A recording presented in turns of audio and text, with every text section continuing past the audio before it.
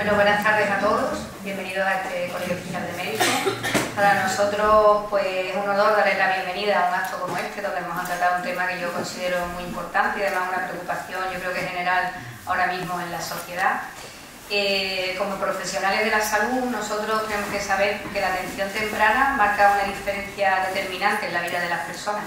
Cuando hablamos de salud mental, no solamente hablamos de la afectación en sí del individuo, sino de todo lo que rodea a ese individuo. Igual que todo lo que rodea al individuo hay que tratarlo, pues no solamente los médicos o los pediatras tienen que estar imbuidos en ello, sino que yo creo que todos aquellos que intervenimos, pues desde el desarrollo de un niño hasta la época adulta, que podemos estar implicados en el desarrollo de esos niños, en esos equipos multidisciplinares, tenemos que estar preparados para poder hacer un diagnóstico precoz lo antes posible. Yo trabajo en prevención de riesgos laborales, entonces a mí el tema de prevenir me resulta como una cosa que tengo como integrada en mi vida diaria. Yo prefiero 14.000 veces prevenir algo que no verme después con un problema. Pues yo creo que eso que yo hago porque es una parcela de mi trabajo, creo que debería también de aplicarse al tema de salud mental, igual que hacemos en otras enfermedades, ¿no? Lo estábamos hablando hace un momento la doctora Grande Alemán y yo, que a veces nos preocupamos mucho como de enfermedades físicas, ¿no? Y que tenemos como un programa preventivo determinado, porque ya sabemos las consecuencias que hay si no diagnosticamos, pero cuando hablamos de salud mental parece que se nos olvida un poco en todos aquellos aspectos que tenemos que influir, ¿no? Pues hoy tenemos además el privilegio de contar con dos ponentes, a ver si lo digo, ahora se me olvidó el nombre.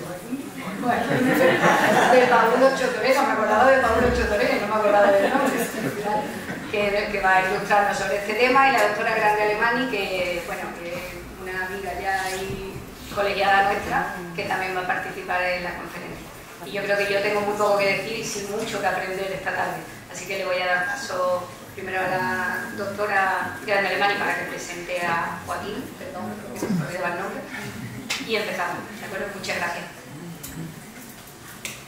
Hola, buenas tardes. Primero, darte las gracias, Mercedes, por ofrecernos este espacio para esta convocatoria y agradeceros a todos los presentes la asistencia. Siempre resulta gratificante ver que, bueno, que hay gente que se interesa en esto y que llena una sala completa.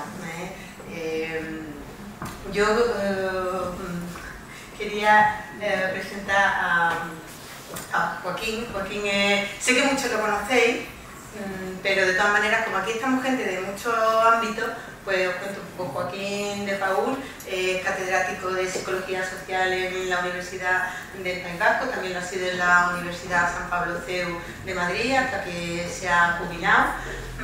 Y desde el inicio de su carrera profesional, pues Joaquín está orientado a la protección infantil. De hecho, el título de su tesis era Estudio observacional de la interacción temprana madre-hijo, muy premonitorio de lo que luego iba a ser pues toda su carrera.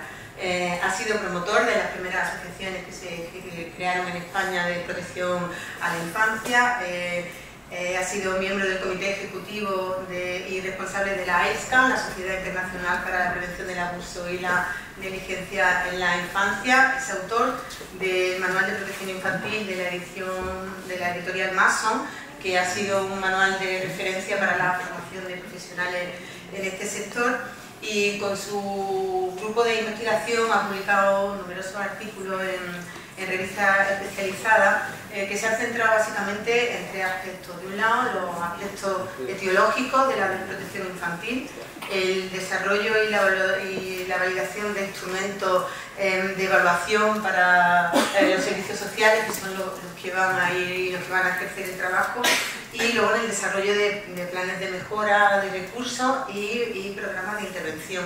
Y con esto Joaquín ha recorrido, creo yo, que toda España, por comunidades autónomas y ayuntamientos, y a mí lo que más me sorprende, lo que más me gusta de Joaquín es que Joaquín de un lado ha generado un marco teórico bastante sólido y riguroso, pero por otro lado también un marco práctico que ha ayudado a capacitar a muchos profesionales y a generar pues, guías y políticas de prevención del maltrato infantil.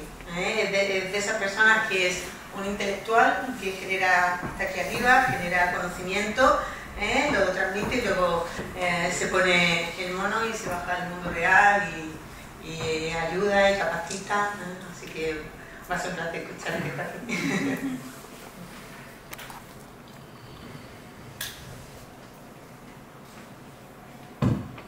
Muchas gracias por la presentación, Marian.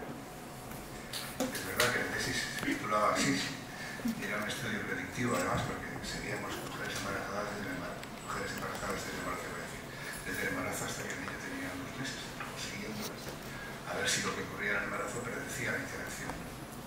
Eso fue en el año 85, 86, no ha llovido nada. No, un intelectual, un investigador, un pobre investigador que estudia y investiga. Aquí hoy venimos y agradecemos muchísimo al Colegio de Médicos que nos haya permitido esta presentación. Yo vengo como miembro de la asociación desde el primer minuto, no como profesor de psicología ni nada por el estilo, sino como miembro de la asociación desde el primer minuto, de la que es miembro Marian y de la que sobre todo es miembro Lucía, que es la que ha montado todo este titular, la que ha montado, la que nos ha metido en el libro, a mí por lo menos. Joaquín, discúlpame un momentito. Si yo en primera fila te escucho regular, Sí. y al final... Sí. Vale, pues voy a acercarme más. Ahora sí, ¿verdad? Gracias porque no quería chillar mucho para no estorbarme la garganta. Es otra de las cosas que se pierde con la edad. Sí, decía que venimos como representantes de la asociación desde el primer minuto. Y es una asociación que trata de promover, de promover una manera de afrontar las cosas y de crear un movimiento de profesionales alrededor de esos principios. Por tanto, esto que voy a hablar yo y lo que voy a tratar de hablar en este rato que tengo va a tener un componente, espero que riguroso y científicamente solvente, a la vez que militantemente promotor de iniciativas o de denuncias de lo que está mal o lo que está bien. Es decir, que es lo que a mí fundamentalmente me interesa. A mí me interesa esa especie de promoción de un movimiento o de denuncia de lo que no está bien hecho. Y hay 2 cosas que nos llevaron parte de lo que has leído está en el currículum que ponemos en la asociación, ¿no? Que está colgado de la página web. Pero detrás de eso están unas frases que las he comentado aquí a la tarde, y es que nos metimos en este lío, yo por lo menos me metí en este lío de la asociación el día que ya fui absolutamente consciente, perfectamente consciente, de que el sufrimiento generado por situaciones de desprotección infantil graves era muy difícil de resolver, que daban daños prácticamente irresolubles o difícilmente paliables. Esto es una visión muy negativa de las cosas, pero es así. Y 2, que a pesar de los años que han transcurrido desde que se inició la protección en la infancia en España, la resistencia del sistema a cambiarse de un modelo, como decía la presidenta, de un modelo de intervención tardía y reactiva a un modelo preventivo, la resistencia es terrible. O sea, mover un sistema hacia la prevención es como mover una montaña o una montaña de dinosaurios, ¿no? Y esto es lo que nos hace decir, bueno, pues ¿qué podemos hacer? Además de publicar artículos, de hacer guías y hacer cosas que he hecho a lo largo de mi vida, pues vamos a montar una asociación y intentar hablar. Y aquí esperamos cubrir las expectativas que tengan, que no las sé, te lo he dicho también a la tarde antes, hoy no sé qué expectativas tienen, ni tampoco controlo perfectamente sus profesiones y su conocimiento de algunas cosas, con lo cual en algunas cosas sabrán mucho más que yo y en otras igual menos, pero no lo sé. Entonces ahí me tengo que mantener siempre en una posición prudente, ¿no? Pero el título es este, es un título que resalta la cuestión de la salud mental. Claro, yo me he dedicado a la protección infantil, pero uno ve claramente que tiene mucho que ver con la salud mental. Bien, y el subtítulo dice la implicación de los sistemas educativos, el sistema de salud y el sistema de servicios sociales o de protección infantil en la prevención de la salud mental. Y hay 2 cuestiones que yo creo que todo el mundo tiene claras, son dos evidencias empíricas, que todo el mundo que trabaje en salud mental o en otros sistemas lo puede corroborar, pero además científicamente, además de la experiencia que todo el mundo tiene, hay infinidad de publicaciones y de artículos científicos que lo van a demostrar sin ninguna duda. Y son esas dos sobre-representaciones que están viendo ahí. Y que creo que, intento no repetir lo que está escrito, pero lo está leyendo, ¿no? Es decir, en salud mental se ven personas que han pasado por protección infantil o que han tenido problemas en la infancia relacionados con historias de malos tratos de tipo emocional, de tipo... lo que hoy en día se suele decir como situaciones traumáticas, porque a veces es mejor llamarle experiencias gravemente adversas en la infancia. Igual es un término más preciso, en la literatura científica ahora se usa mucho ese término, ¿no? Experiencias gravemente adversas en la infancia y no solo lo de child abuse o child neglect o abuso sexual. Esas dos evidencias son empíricas y científicas, no se pueden dudar, es decir, no puedes decir no es así, porque sí es así. Hombre, sí es verdad que hay gente que tiene experiencias adversas y que luego no tiene problemas de salud mental, y hay gente que tiene problemas de salud mental y que no tiene experiencias adversas, igual que hay gente que fuma y no tiene cáncer y viceversa. Esto todo el mundo que está aquí lo entiende mejor que yo, seguro, ¿no? Pero podríamos decir que desde el punto de vista, los grandes cambios que se han producido en estos 40 años o 50, sobre todo en los últimos 25 años, es que hay una evidencia científica, y es que lo que antes, hace 30 o 40, yo fui profesor titular de psicopatología durante 15 años, hasta que me cansé un poco porque era un poco aburrido y me puse a dar otras cosas, ¿no? Pero en aquella época discutía sobre esto de nature y nurture, ¿no? De la herencia ambiente, ¿no? Hoy en día hay una evidencia difícil de negar, ¿no? El trauma, llamándole trauma a todo lo que acabo de decir antes, deja trazas biológicas. Se puede resumir así, quizás, ¿no? Es decir, todas las experiencias adversas, y también las no adversas, pero nos importa aquí, las gravemente adversas, dejan un sustrato biológico. Claro, ¿qué otra cosa iba a ser, no? ¿Qué podía ser? Sí que vemos cosas en el comportamiento, pero tiene que haber una base. Ahora, hoy en día, sabemos bastante más sobre las trazas biológicas que dejan las situaciones traumáticas. Dicho al revés, podríamos decirlo al revés quiere decir en el sentido positivo. Los primeros años de la vida, cuando, sin hablar de trauma, los primeros años de la vida, lo que ocurre en los primeros años de la vida, y digo vida, incluyendo lo prenatal, la vida prenatal, especialmente incluso la vida prenatal, podríamos decir, son especialmente relevantes. ¿En qué sentido son relevantes? Son relevantes en cuanto a que tienen mucho que ver con lo que vaya a ocurrir posteriormente desde el punto de vista neurológico, desde el punto de vista de aspectos incluso neuroendocrinos o desde el punto de vista de aspectos psicológicos como la capacidad empática o cuestiones como incluso el rendimiento académico escolar. O sea, lo que ocurra, casi cualquier aspecto del desarrollo humano está afectado por lo que le ha ocurrido a un ser humano en la fase prenatal y en la fase perinatal. Pero esto no es una afirmación que pueda ser discutible, ya no es discutible. Es decir, sabemos que está afectado, esto está afirmado por el Instituto de Medicina y lo pone abajo, y se atreven a ponerlo con absoluta solvencia. Pero todavía más, si nos ponemos a hablar de capital humano, de lo que una sociedad necesita, que es seres humanos capaces de desarrollar su vida de manera digna, en el sentido de que son capaces de ejercer una profesión, de tener una conducta social adecuada, etc. Casi todos los aspectos de la conducta cooperativa, adaptativa, están, en cierta manera, afectados por lo que haya ocurrido en su primera infancia, incluso antes del nacimiento.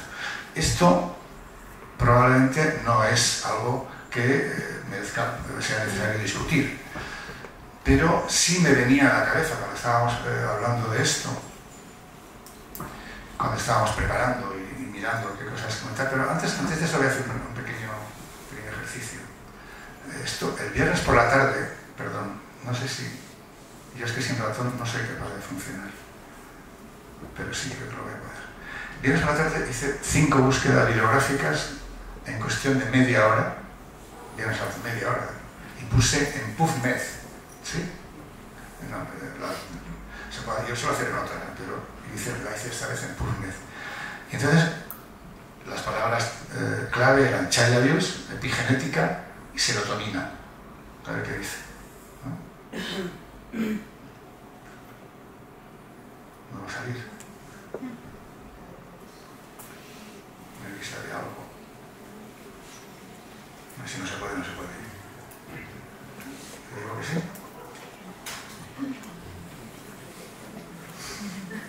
Ahora va a salir. Ahí tiene. Podríamos bajar por esta página y irían viendo, pues, no sé. No está saliendo. No ha salido. Aquí se ha salido. Bueno, pues no vamos a hacer el juego porque tampoco es imprescindible.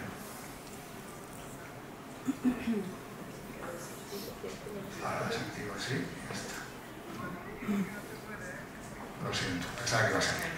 Pero créanme, hacen esa búsqueda cuando quieran y ponen child abuse, epigenética, serotonina. La segunda búsqueda bibliográfica era, si yo le pego aquí, no, lo fastidio ya. Pero no puedo.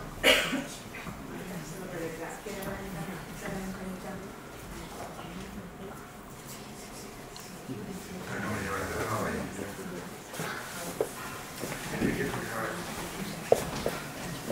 Perdónenme. No va el dedo. Bien, mientras lo arreglamos, las 5 búsquedas bibliográficas que les digo son epigenética, child abuse y serotonina. Les van a salir en los últimos 5 años. En los últimos 5 años pueden poner del 25, del 20 en adelante. Les van a salir una serie de publicaciones que confirman que las personas que han sufrido maltrato en la infancia tienen modificaciones epigenéticas, es decir, en genes impiden la expresión de una serie de letritas de estas, de nuestro ADN, que tendrán algo que ver con los receptores de serotonina o con los recaptadores o con lo que sea. Bueno, segunda búsqueda. La serotonina, no hace falta explicar que tiene mucho que ver con la salud mental, o bastante que ver. Segunda búsqueda, epigenética, child abuse y oxitocina. La oxitocina es una hormona conocidísima por todo el mundo y que tiene también mucho que ver con comportamientos que nos interesan en relación con la maternidad, con la conducta prosocial, con la empatía, etcétera, etcétera. Y lo que van a decir las investigaciones es que los receptores de oxitocina o los inhibidores de la recaptación o los circuitos de la oxitocina están modificados en personas que han sufrido maltrato infantil. Puedes encontrarte 10, 15, 20, 30, 40 publicaciones de este tipo.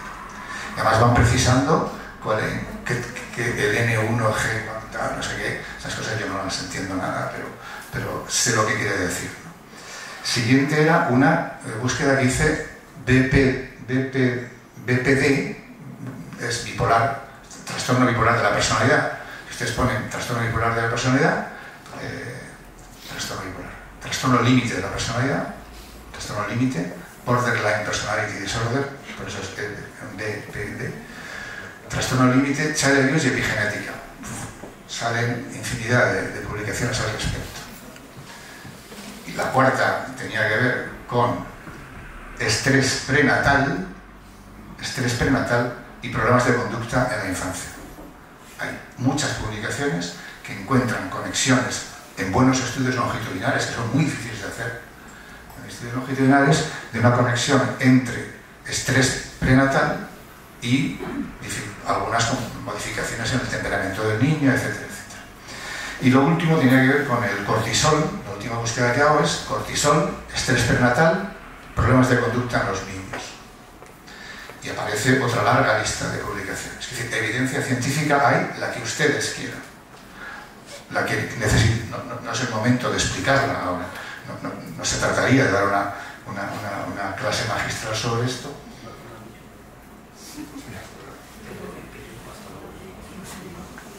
No, está bien. Ya me falta. Es que me tengo un lío para salir a la web y ya, por si acaso. Y con el ratón se hubiera salido. Sí. Bien.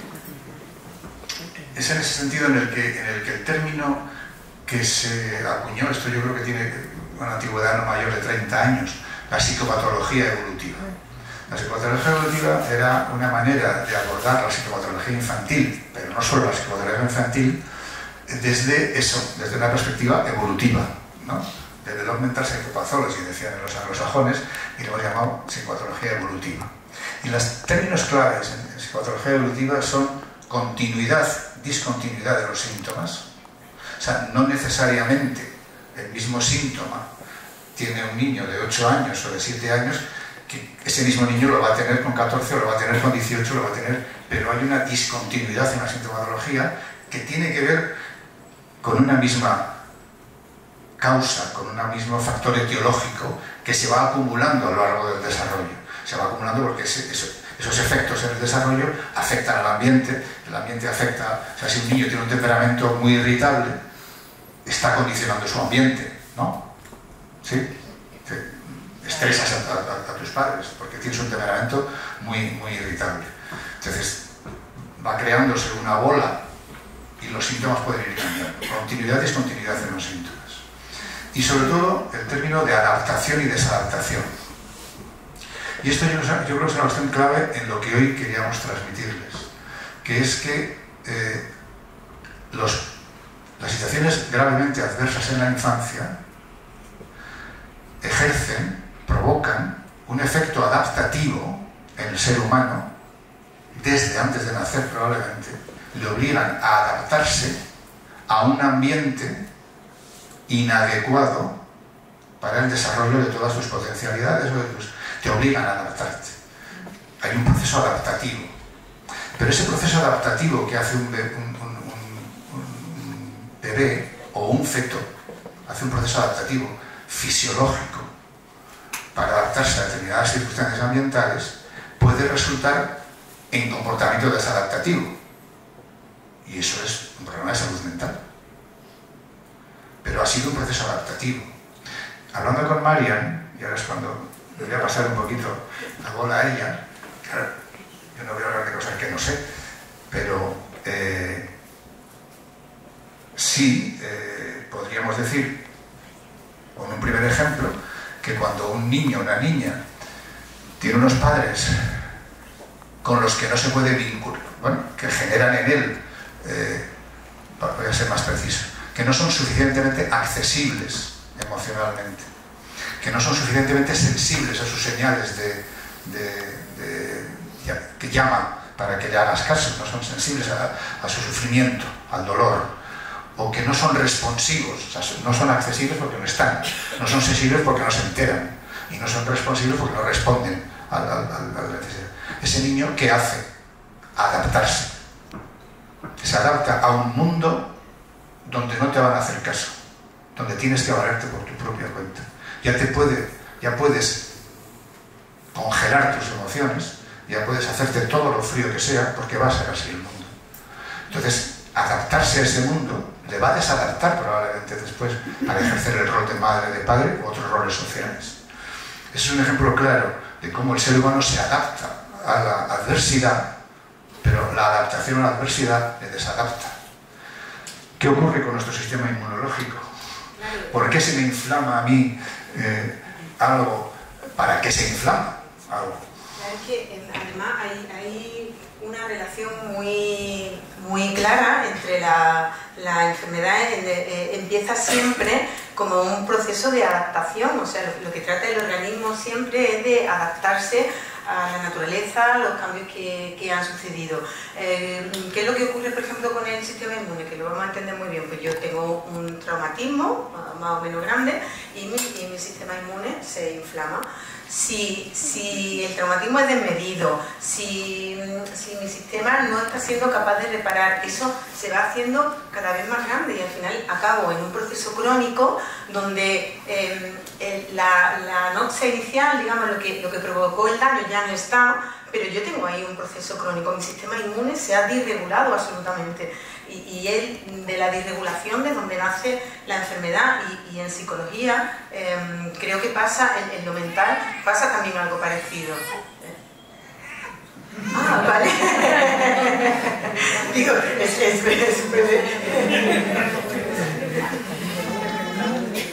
¿sabes? Como el inicio siempre es una adaptación. La naturaleza lo que quiere es que sobrevivamos, tanto tú si tienes un proceso inflamatorio como un bebé que ha venido a un lugar donde no está siendo bien atendido. La naturaleza lo que quiere es supervivencia. No le importa tanto que sea en un estado de bienestar o la más de bien, sino que sobrevivas. Entonces va a ejercer una serie de cambios. Yo pondría un símil que a mí siempre me resulta como muy claro.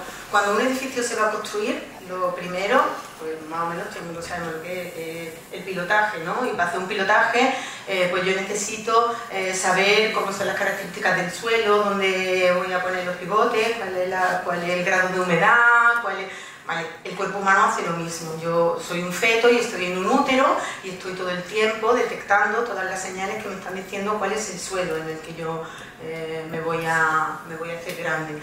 ¿Vale? Entonces, claro, son procesos muy trascendentales, porque después de eso yo voy a sentar unas bases con las que voy a construir el resto de mi vida. El pilotaje que yo haga me va a acompañar para siempre. Entonces, es un periodo súper trascendente. El otro día hablábamos tú y yo de esto y comentabas algunas investigaciones concretas relacionadas con el cortisol. Cuando una madre embarazada está en situaciones gravemente estresantes, porque externamente hay mucho estrés o porque ella tiene un alto nivel de ansiedad, genera, todo el mundo que está ansioso genera la hormona famosísima esta de la alarma, ¿no? Del cortisol. Pero ¿qué ocurre con el cortisol cuando excede una determinada cantidad? Porque hay mucha investigación de estrés prenatal, cortisol y luego consecuencias en los niños. ¿Tú comentarás algo de esto que yo creo que tiene interés? Sí, es que hay muchos estudios sobre esto, pero hay uno muy interesante que además es de un grupo español, en el que se estudia la placenta. La placenta tiene un mecanismo porque cuando la madre se estresa y produce un poquito de cortisol, una cosa normal de la vida diaria, pues la placenta lo inactiva y lo convierte en cortisona, ¿vale? Para que al feto no pase un grado tan alto de cortisol. Pero cuando el cortisol es excesivo en la madre, la naturaleza tiene un mecanismo por el que le informa al bebé de que va a venir a un mal lugar, y entonces empieza la placenta a cambiar y a generar receptores de glucocorticoides para el feto, para que ese cortisol pueda pasar al feto y el feto sepa que va a venir a un mal lugar, con todas las consecuencias que tiene el desequilibrio del eje del estrés. Entonces es un mecanismo biológico en principio maravilloso, porque si eso no ocurriera, el bebé no sobreviviría, ¿vale? Si el bebé no naciera estresado, no sobreviviría.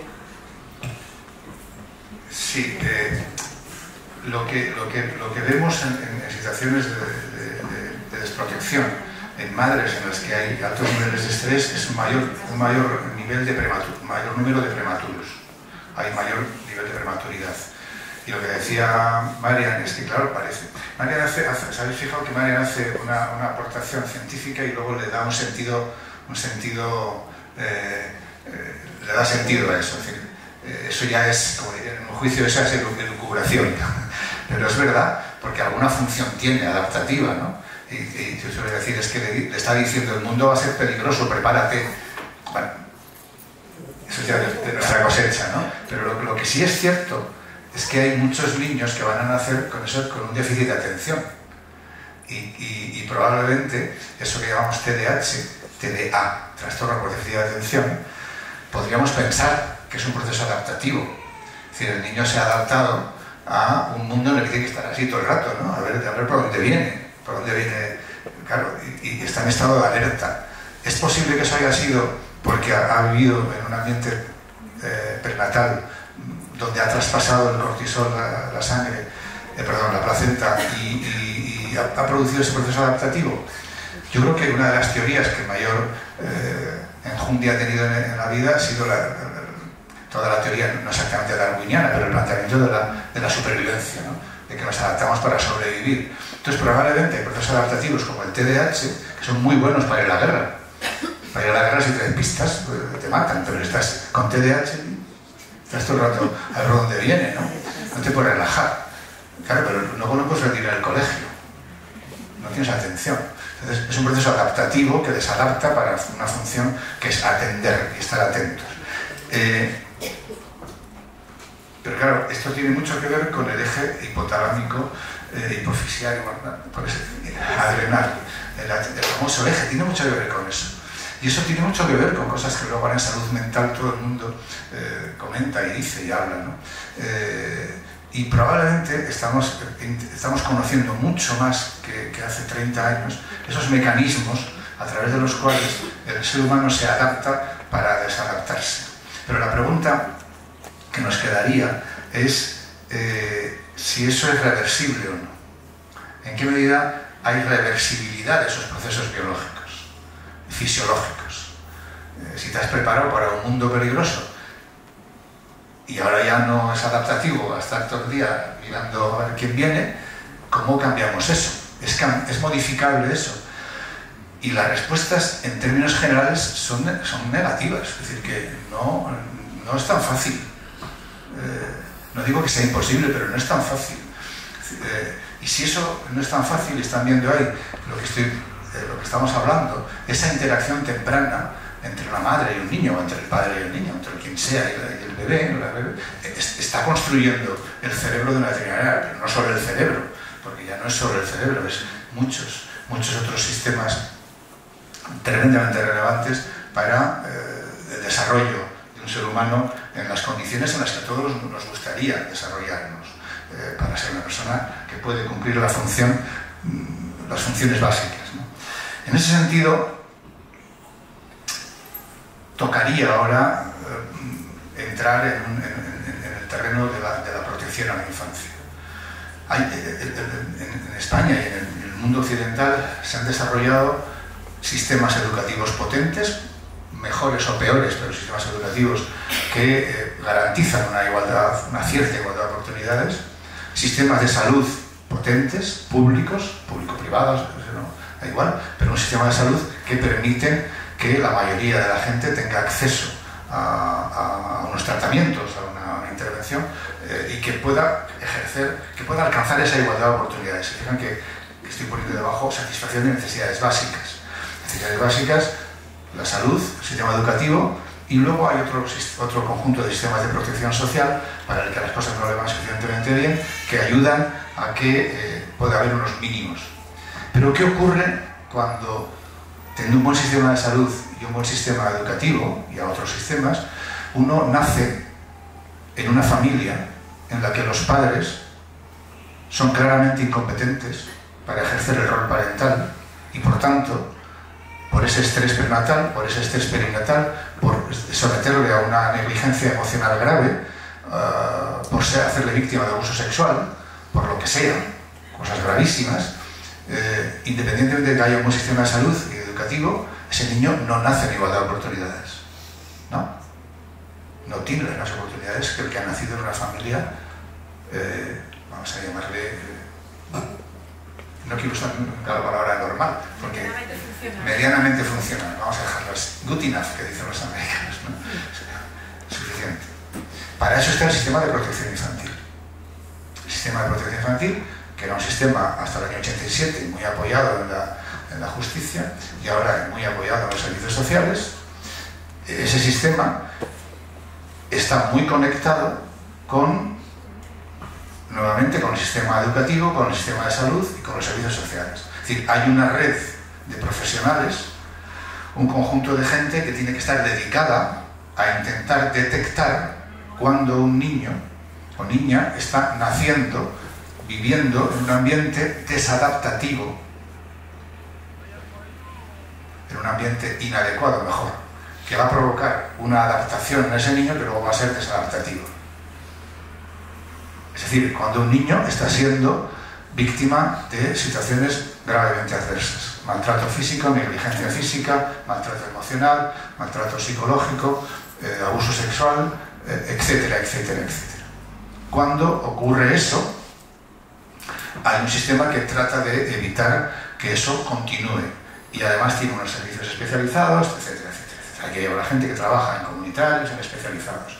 No es el momento de entrar a explicar cómo funciona ese sistema, pero lo que le pasa a ese sistema, y esto es algo que nos preocupa muchísimo en la asociación y a mí personalmente como persona dedicada a esto, es que sigue teniendo una limitadísima, ahí pone limitada, yo diría limitadísima capacidad de detección temprana. Hace intervenciones reactivas y tardías. Y casi probablemente como consecuencia de eso, dos aspectos anteriores, pero por la inadecuada, por falta de medios, recursos y por falta de capacitación profesional, hay que decirlo todo a veces, no consigue el objetivo prioritario de mantener al niño en su familia. Y por tanto se utiliza excesivamente el acogimiento residencial y el acogimiento familiar. Dicho esto, no estoy diciendo que el acogimiento residencial y el acogimiento familiar ni mucho menos sean recursos necesarios. Lo que digo es que en principio el recurso más adecuado es que el niño esté con su propia familia. En segundo lugar, con la familia de acogida. Y en tercer lugar, y último lugar, en acogimiento residencial. La realidad en los servicios sociales españoles es al revés. Hay muchos niños en acogimiento residencial, muchos más de los que debiera haber, muchos menos de los que debiera haber en acogimiento familiar en lugar de residencial, y muy pocos que están siendo, en los que está siendo exitosa la intervención familiar. Intervención familiar que trata de paliar las dificultades de los padres. ¿Y por qué está siendo poco exitosa? Probablemente porque llegamos tarde y mal. Si eso es así, y tiene mucho que ver con la salud mental en la edad adulta, o con la justicia de menores, con la criminalidad de los menores, si tiene mucho que ver con el acogimiento residencial, si tiene mucho que ver con todo esto, que es carísimo, carísimo, y que genera muchísimo sufrimiento, ¿cómo es posible que el sistema, sabiendo lo que sabemos, sabiendo todo lo que sabemos, no haga un cambio de paradigma? ¿Hacia dónde? Hacia la intervención temprana. Yo creo que, lo he dicho hace un rato, a la tarde estaba una charla con gente que está estudiando esta formación de terapia de familia, que les decía que luego iba a plantearles lo que yo le planteo. Creo que no me gusta decir lo que está mal sin tratar de proponer alguna idea de lo que se puede hacer. Se puede, no es que sea ninguna locura. Crear unidades de intervención precoz, o llámenle como quieran.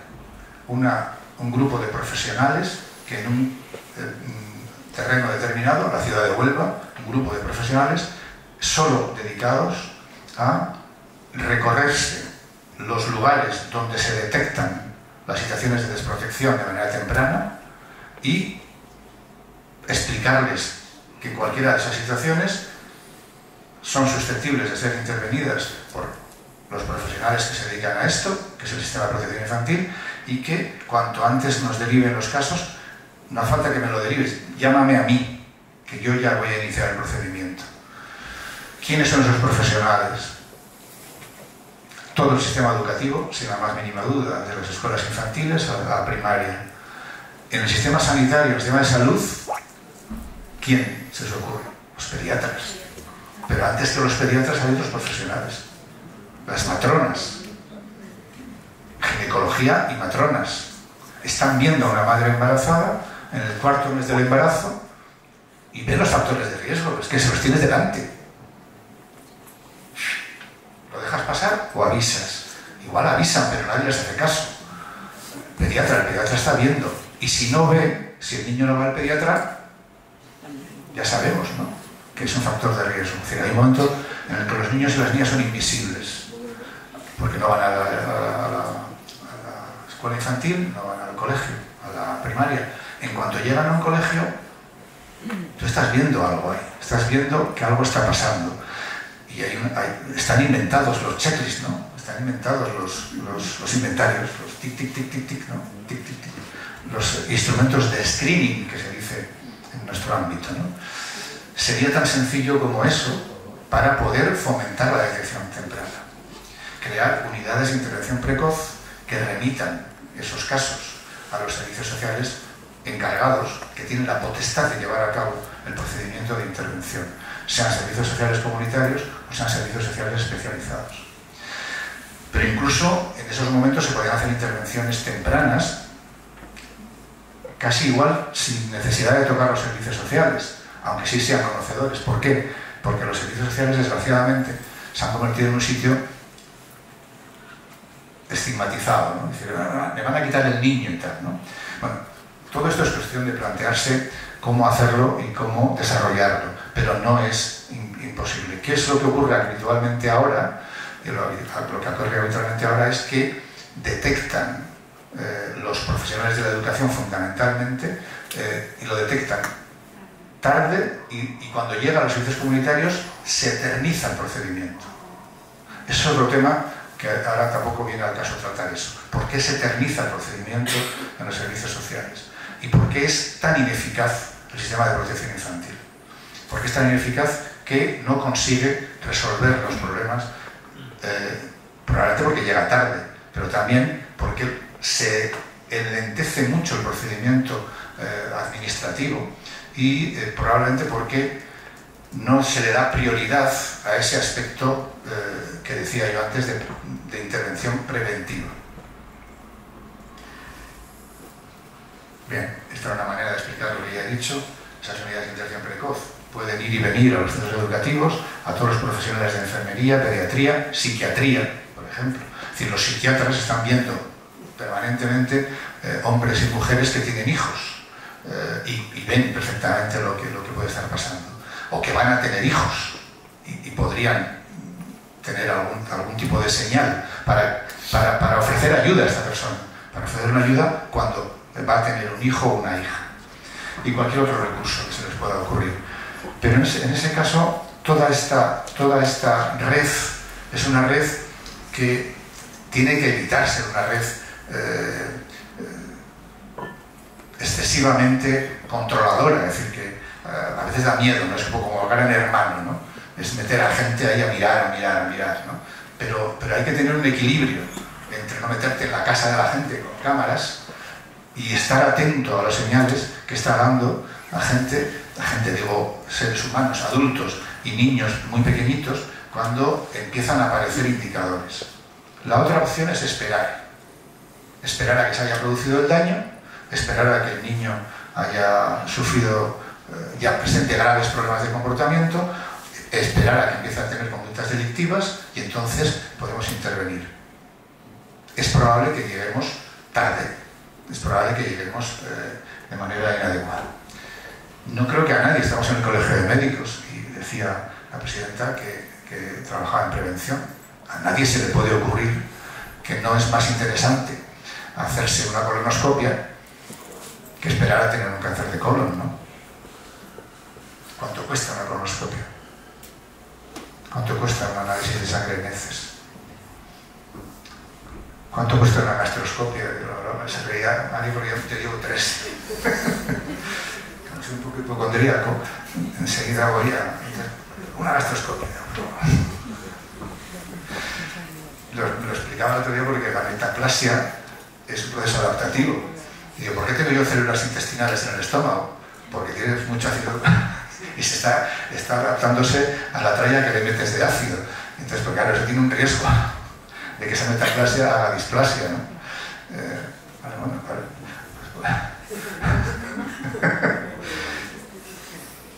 Pero es más, el mundo médico, el ámbito de la medicina, además de tener muchas cosas que nos vendrían muy bien en estos ámbitos de protocolización, etcétera, etcétera, hay una parte de la economía de la medicina que es clarísima.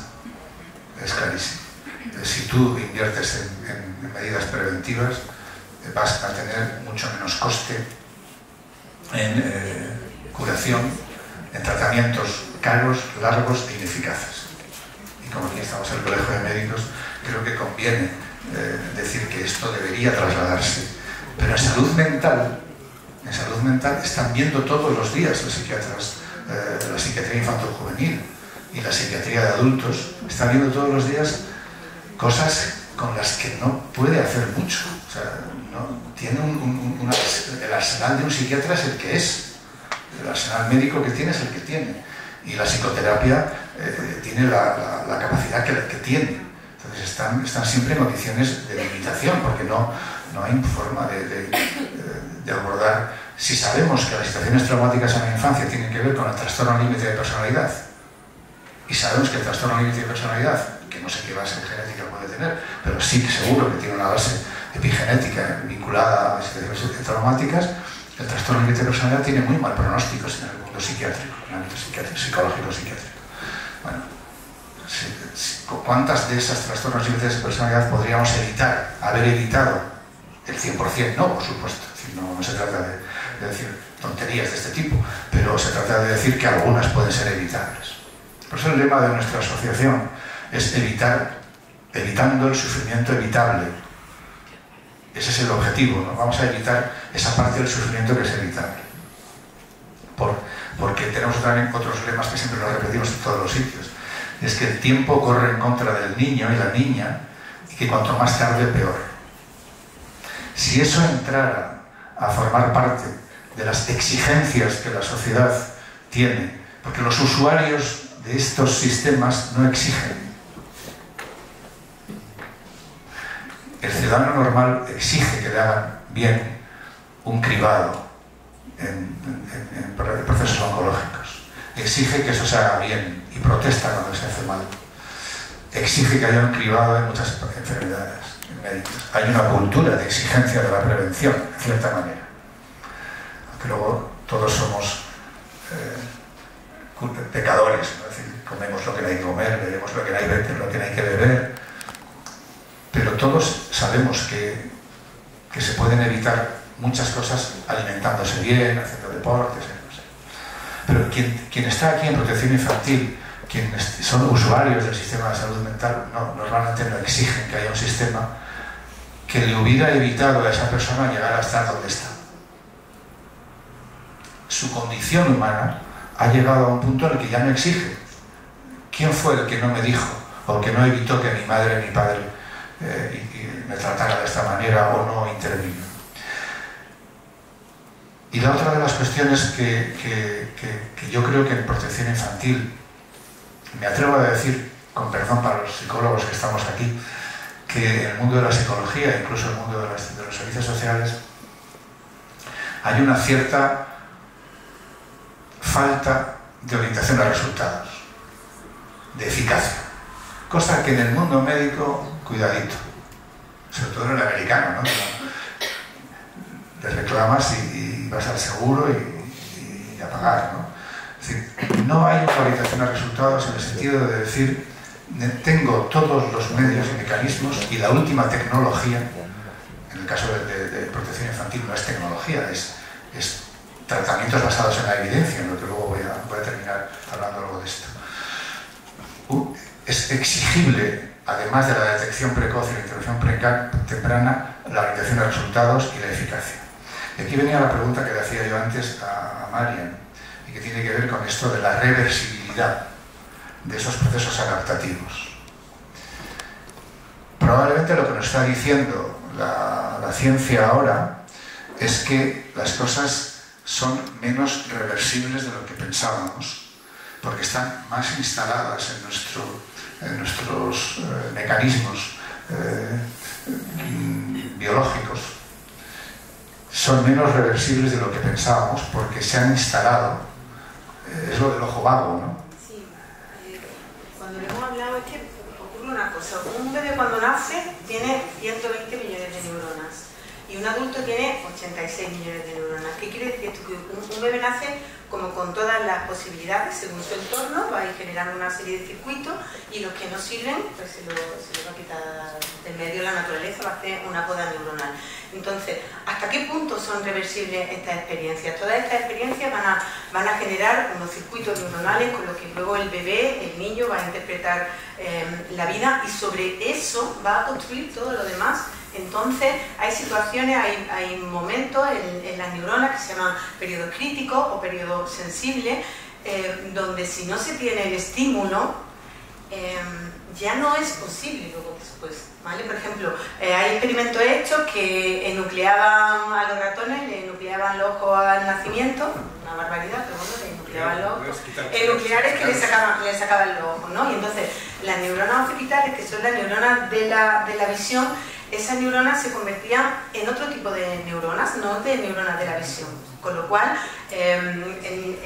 significa que ese ratoncito ya, aunque le volviera a poner el ojo, en el supuesto caso, ya no podría ver. Vamos, eso lo vemos con los críos con estrabismo, ¿no? O sea, cuando un crío es pequeñito, tiene estrabismo y le tapa un ojito y otro ojito y otro ojito, lo corrige y su cerebro consigue tener neuronas de visión, pero ya a los 20 años ya no hay nada que hacer.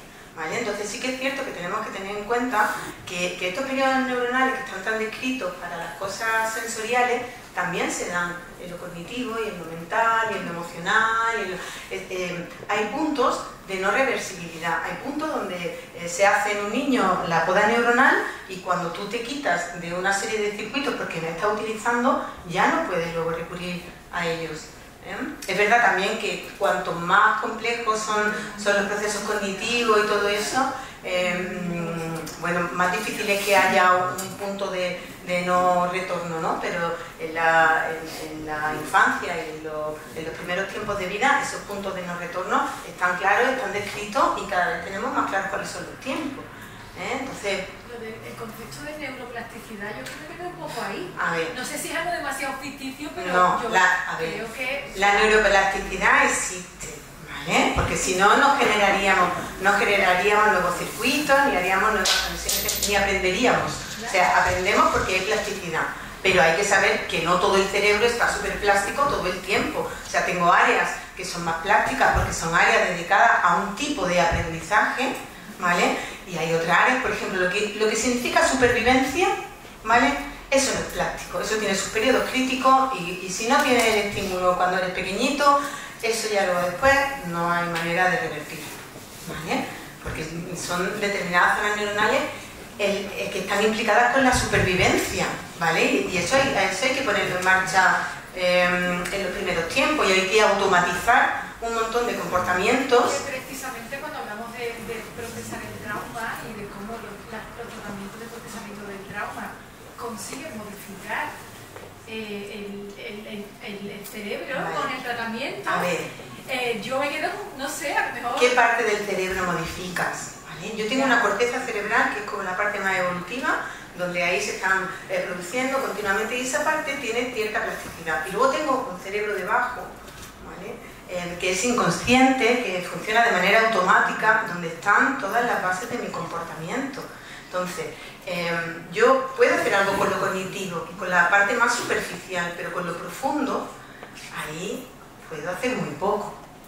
No voy a decir nada porque me sería arriesgarme mucho, pero ahí en el subconsciente, en todos esos procesos automatizados, mira, montar en bici, ¿vale? Tú empiezas de pequeñito y montas en bici. Son procesos que se van montando uno sobre otro. Por ejemplo, si tú a tu niño le das una bicicleta de esta que no tiene ruedas y empieza a andar, ¿vale? Pues mantiene el equilibrio, con lo cual te va a ser más fácil construir que luego se va a montar en una bicicleta, ¿vale? Y cuando tu hijo ya sabe montar en bicicleta, que probablemente habrá tenido que decir un pie primero, otro pie después, ¿vale? Llega un momento en el que eso pasa a lo automático. Tu hijo ya no tiene que pensar, no tiene que utilizar la corteza cerebral más superficial para... Eso ya está en automático. Tu hijo ya no puede desaprender a montar en bici, ¿vale? Porque eso está en lo profundo. El tema de la reversibilidad o irreversibilidad es un tema clave y fundamental. Y no está cerrado. Lo que ahora es irreversible, igual alguna vez es reversible. Pero por ahora hay cosas que son difícilmente reversibles con tratamientos psicoterapéuticos. Quizás algún día sepamos más o hagamos más. Lo que sí puede permitir la psicoterapia o la psiquiatría es intentar enseñar a esa persona a vivir mejor con eso que tiene. Pero si a mí me dieran a elegir, o sea, van a ser tratamientos costosos, de larga duración y dificultosos, con un porcentaje de éxito X, del que sea.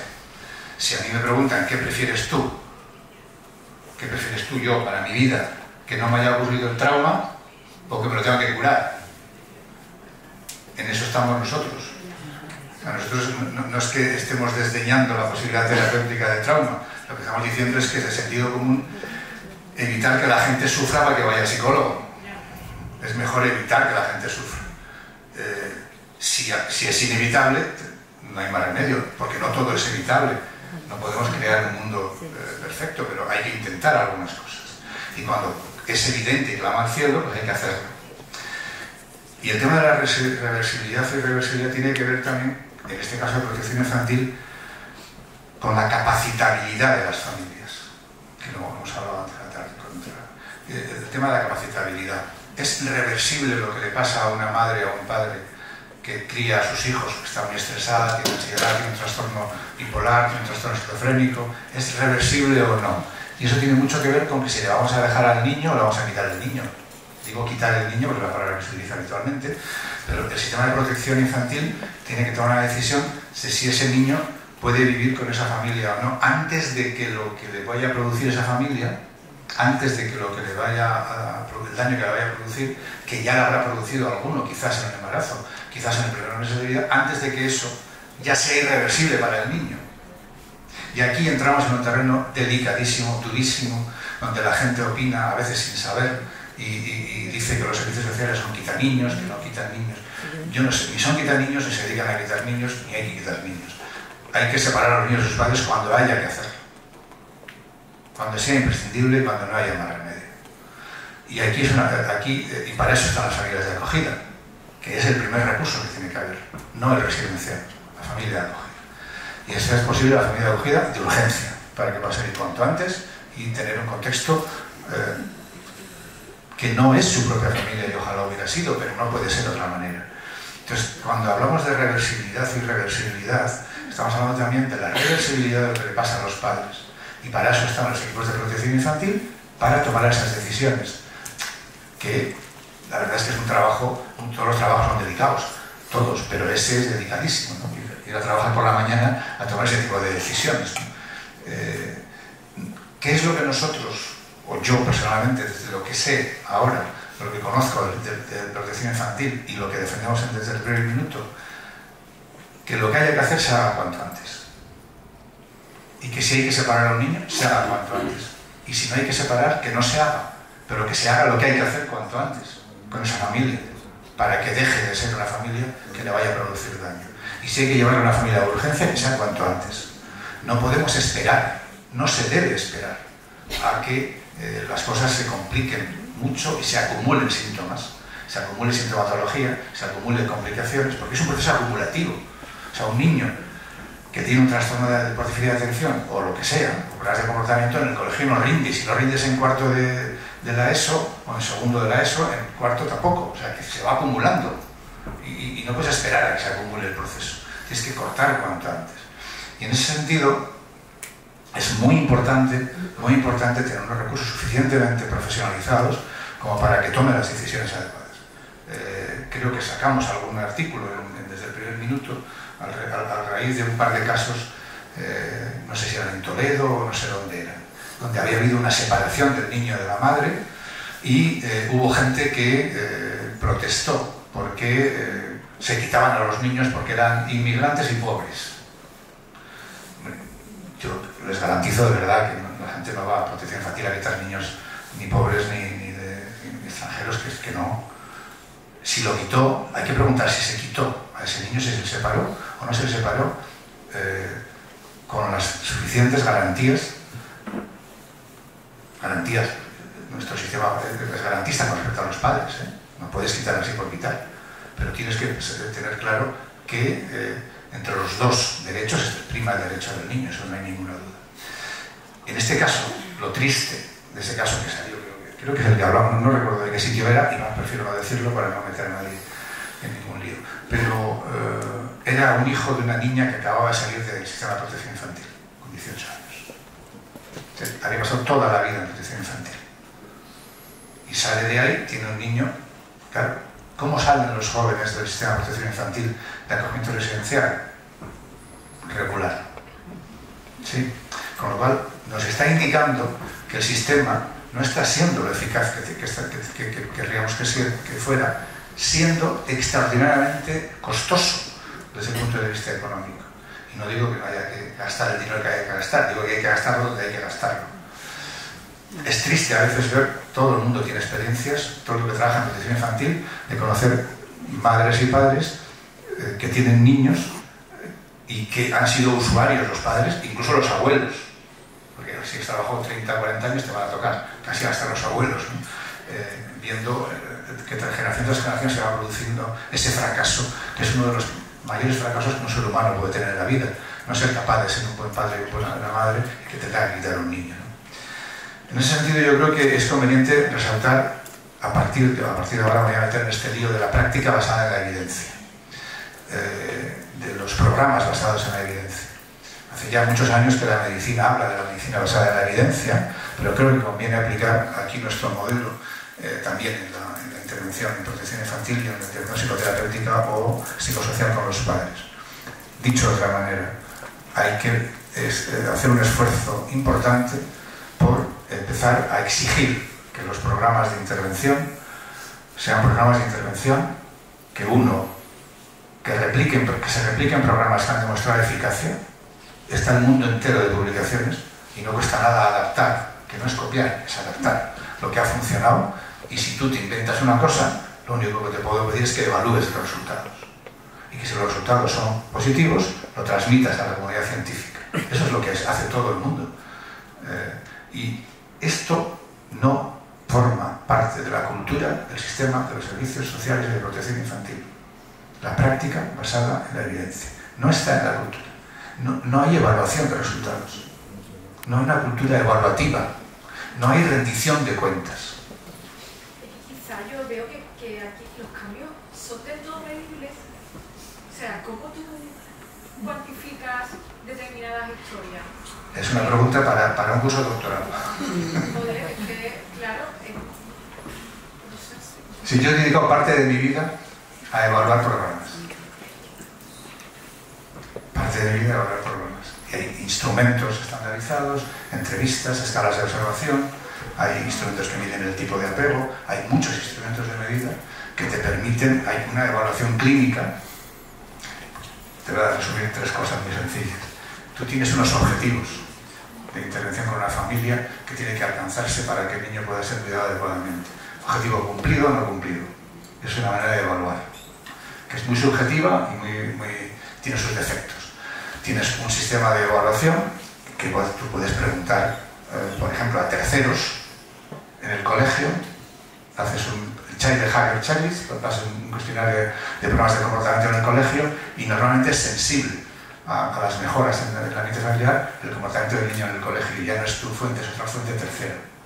Tienes entrevistas estandarizadas y tienes cuestionarios o autoinformes. Ninguna evaluación en psicología y en lo nuestro tenemos un problema gravísimo de evaluación, pero toda la vida en psicología.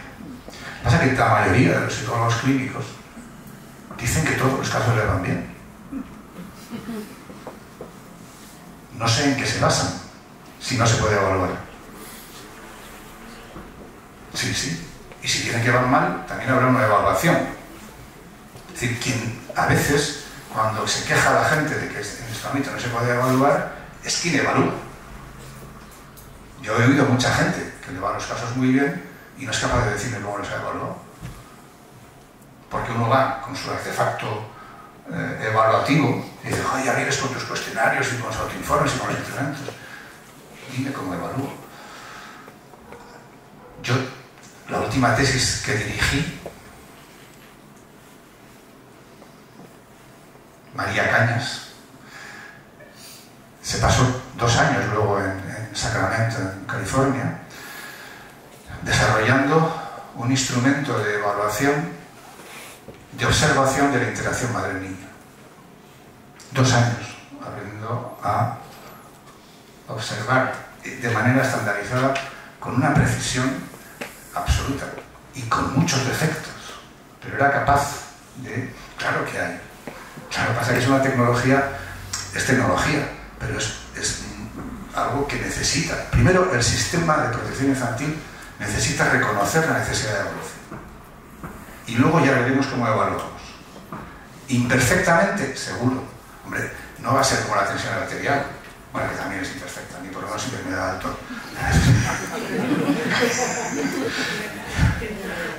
Pero hombre, el nivel de colesterol, a eso no podemos. Nosotros no estamos jugando en esa liga.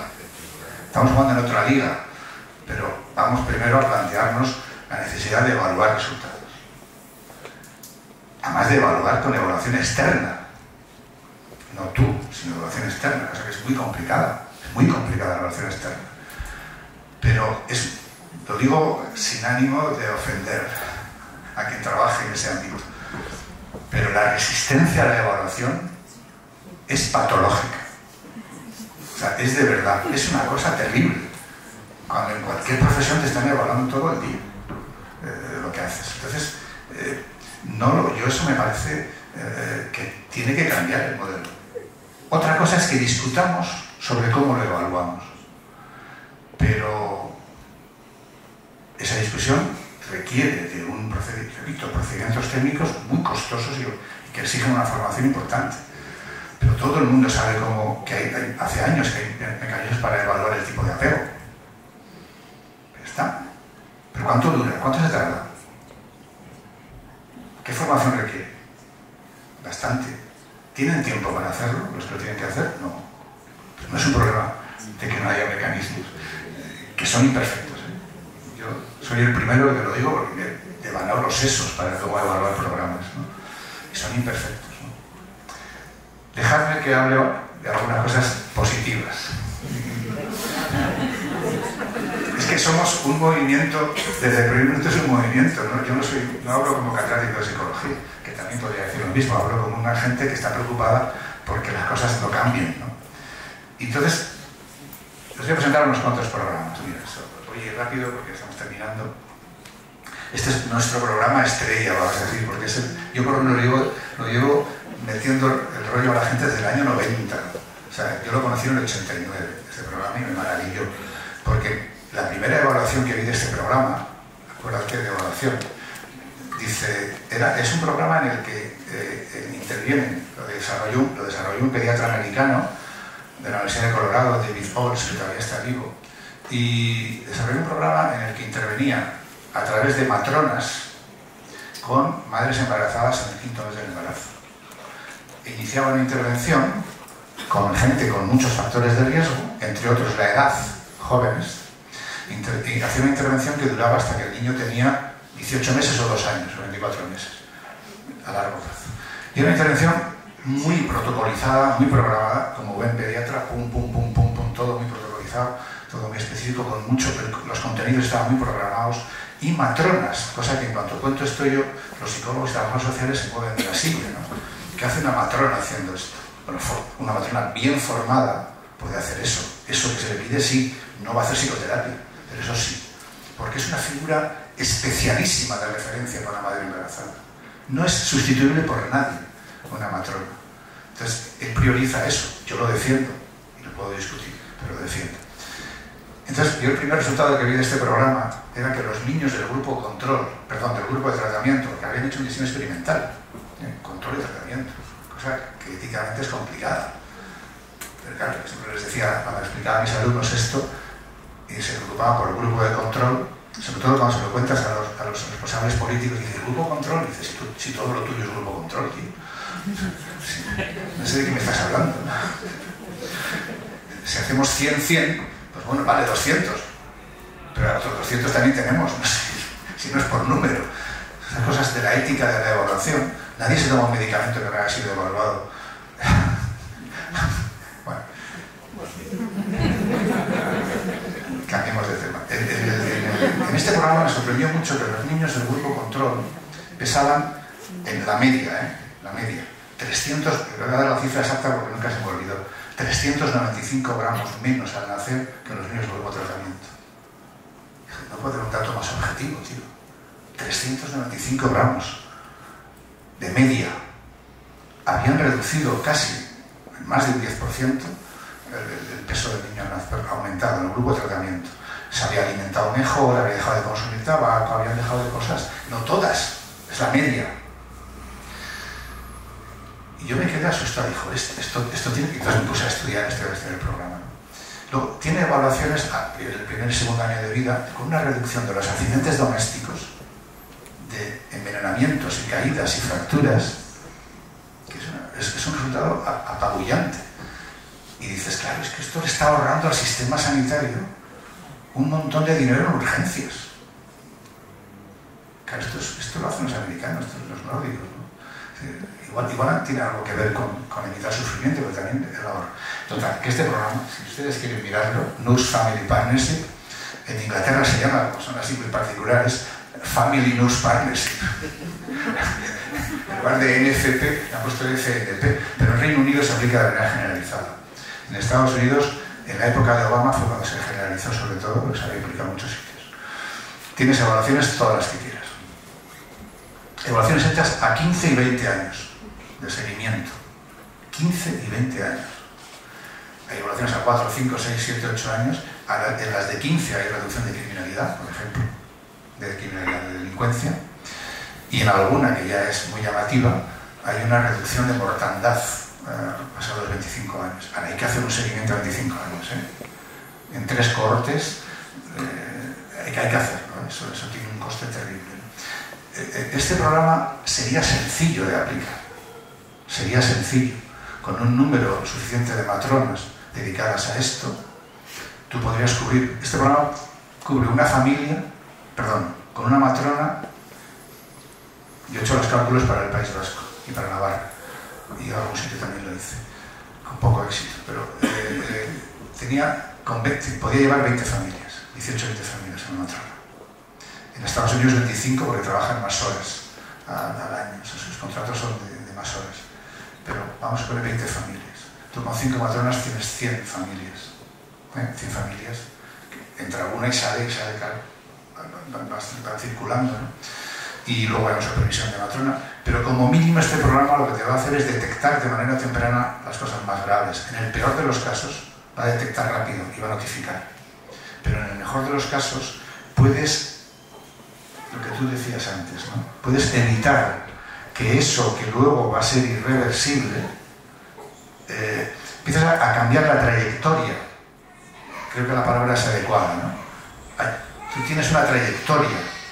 Tu vida es una trayectoria en función de tu genética y del ambiente en el que has nacido. Tienes esa trayectoria.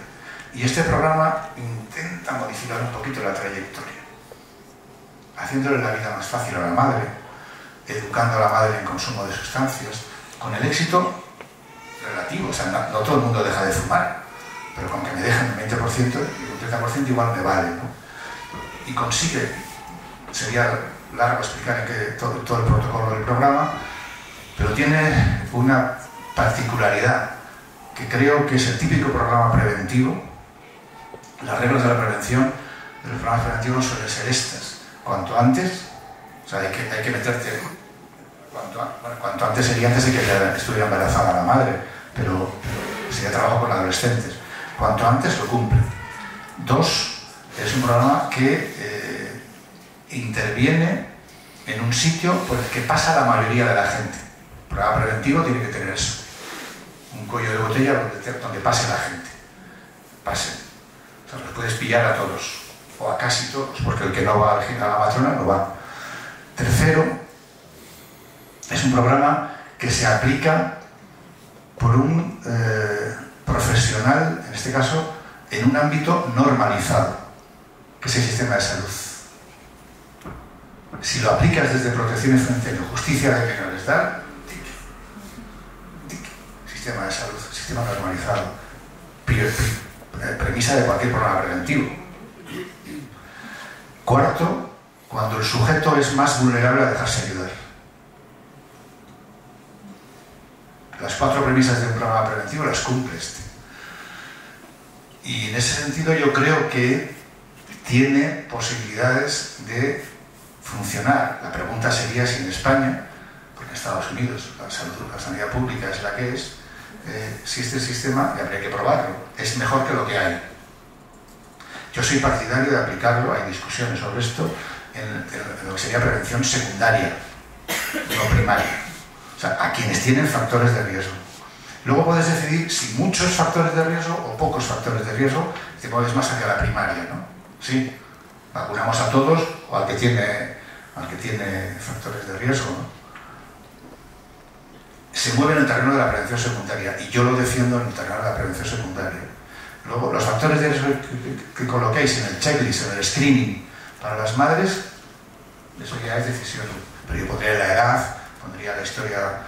Claro, no tiene que ser factores de riesgo que exijan mucha evaluación, porque no tiene mucho tiempo el profesional. Pero hay cosas que se ven, lo que te cuentan a la primera, y si no es a la primera, a la segunda. Y si no se lo contará a la matrona, no se lo contará a nadie. Este programa, en los cálculos que yo hice hace unos cuantos años para aplicarlo en España, podía costar, ahora habrá subido, claro, unos 10.000 euros por familia todo el programa. 8.000 me salían en su momento, depende de lo que pagues, los sueldos que pagues. Yo lo hice con el cálculo de matrona del País Vasco. El problema es que no hay matronas. ¿Sabéis que no hay matronas? Suficientes. Pero bueno, eso es otro tema.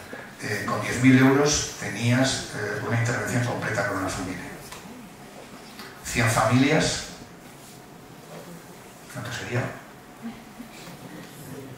1 millón de euros. 1 millón, ¿no? En el País Vasco, un niño, aquí no sé, pero en el País Vasco un niño en residencial cuesta 100.000 euros al año. Con 10 plazas de residencial se paga todo el tratamiento de, hemos dicho cuántas familias, 100.000, ¿no? Si de 100 tuviéramos estoy haciendo ya castillos en el aire, ¿no?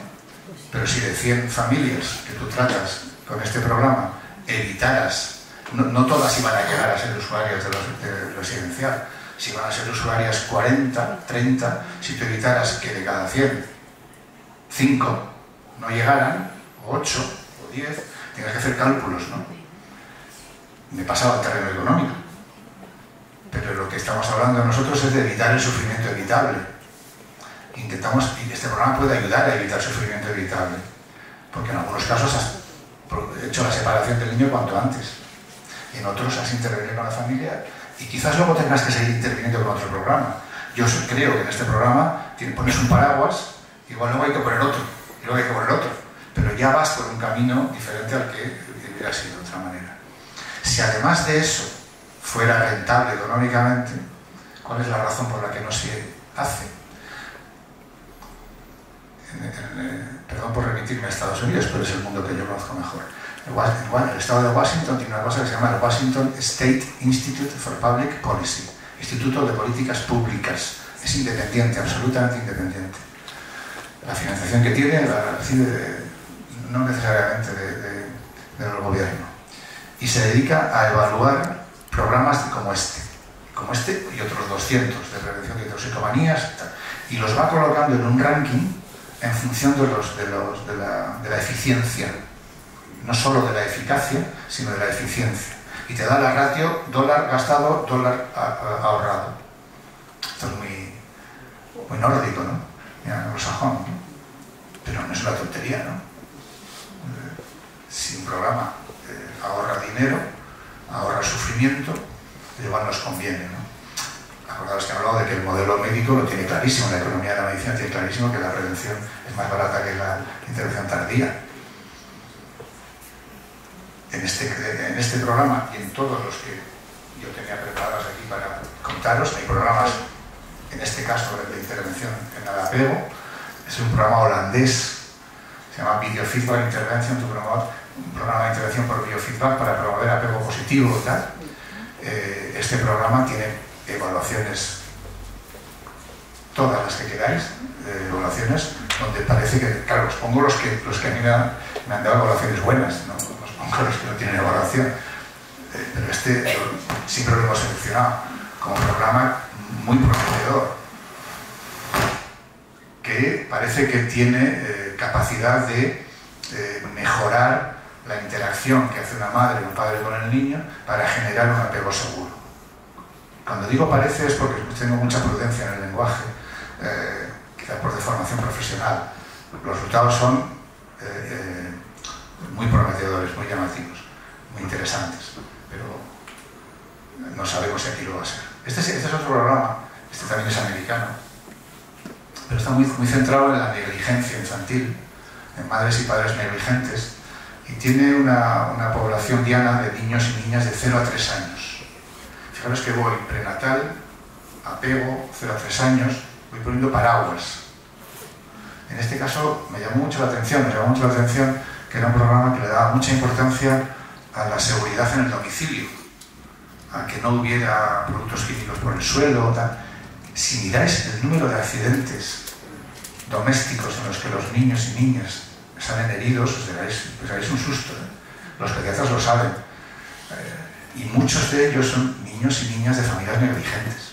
Uno de los indicadores de la familia negligente es el número de accidentes domésticos, que no son por casualidad, por falta de supervisión. Y este programa le daba mucha importancia a eso, porque a través de eso trabajaba otras cosas más complejas, ¿no? Bueno, y con esto son varios programas, todos van en la línea. Yo me acuerdo que una vez hice, no lo he traído aquí, es un paraguas, y hacía una línea horizontal con la edad de los niños, ¿no? Se iba poniendo programas cuya target, cuya población diana era prenatal, perinatal, 0 a 3 años, 4 a 8, 8 a 12, 12 a tal, ¿no? Porque a medida que vas, o sea, tienes que tener paraguas para todo, porque no tienes que tener la carencia de que vas a resolver todo con el Loose Family Partners, con el de las madres embarazadas. En definitiva, todo eso que estamos diciendo, yo concluiría diciendo que ya digo que estamos aquí vendiendo un mensaje. Creemos que vendemos un mensaje apoyado en evidencias científicas, si no, no lo haríamos. Ni María, ni yo, ni nadie estamos para contar, para charlatanear, ¿no? Sino para contar cosas que creemos que están solventemente, que son solventes, ¿no? Pero creo que hay un cambio de paradigma en protección infantil que tiene que ver con la prevención de salud mental y prevención de criminalidad y prevención de otras muchas cosas. Quizá no merece la pena entrar, pero sí podríamos entrar en obesidad, en trastornos cardiovasculares, hay evidencia por todos los lados por ahí también, ¿eh? Pero de la intervención reactiva a la intervención preventiva, promoción de la intervención temprana y rendición de cuentas. Igual lo más importante es la rendición de cuentas, ¿eh? Es decir, vamos a rendir cuentas de lo que hacemos con el dinero público. El sistema de protección infantil solo alcanza esos resultados si hace intervención precoz y preventiva. Y creo que las políticas actuales apenas tienen retorno de lo invertido en términos de sufrimiento humano y en términos económicos. Sé que es moverse en el terreno del retorno de la inversión, moverse en un terreno delicado, pero no creo que el dinero público está para eso. No está para malgastarlo, ¿no? Y creo que a veces supone solo gasto y asistencialismo. Normalmente cuando a un político se le pregunta sobre estas cosas, te da la lista de los recursos que tiene y la gente que atiende. Y a veces es puro asistencialismo. Tengo a la población ahí, en la cárcel tantos, en el psiquiátrico tantos, están ahí. Y normalmente está cargado de gestos simbólicos y aparente buena voluntad. Sé que lo que digo no es muy así, muy popular para quien trabaje en estos términos, en estos sitios, pero si a mí me hablaran de la universidad diría cosas peores, o sea o me podéis decir cosas peores que les hayáis sufrido en la universidad. Yo he sido profesor muchos años. Muchos sistemas públicos están muy anclados en situaciones muy trasnochadas ya, y con una resistencia al cambio terrible. Si hay un personal resistente al cambio de mis colegas de universidad. Y no se puede trabajar en protección infantil con la buena voluntad, solo. No y no. A mí no me vale un profesional que sea muy vocacional. Sí que tiene que ser vocacional, pero no solo vocacional. Que yo quiero ayudar a los niños, sí. Pero cuidado, no metas mano ahí porque igual rompes, ¿eh? O sea, la buena voluntad no vale, vamos, ni a mi cirujano, no le se la tarjeta. A que me vaya a operar a mí, no. es un tío muy... No, pero es bueno, no, joder, o sea... En definitiva,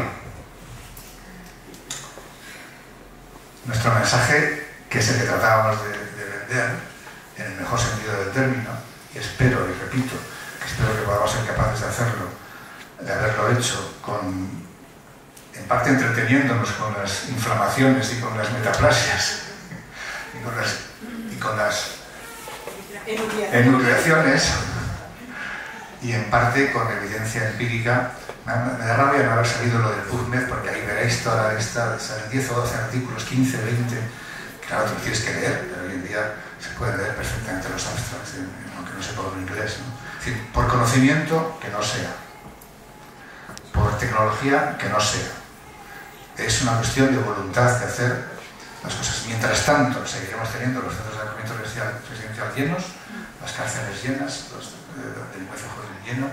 No digo que todo se vaya a arreglar con intervención preventiva, salud mental lleno. Cualquier psiquiatra infanto-juvenil o de adultos sabe perfectamente que la mayoría de sus pacientes, además de tener una carga genética importante algunos, muchos de ellos han tenido historias personales de crianza que no es que expliquen la patología, pero que tienen mucho que ver con la patología, y cuando les explicas, cuando hablas de esto, no pueden estar más que de acuerdo en que mereciera la pena intentarlo, ¿no?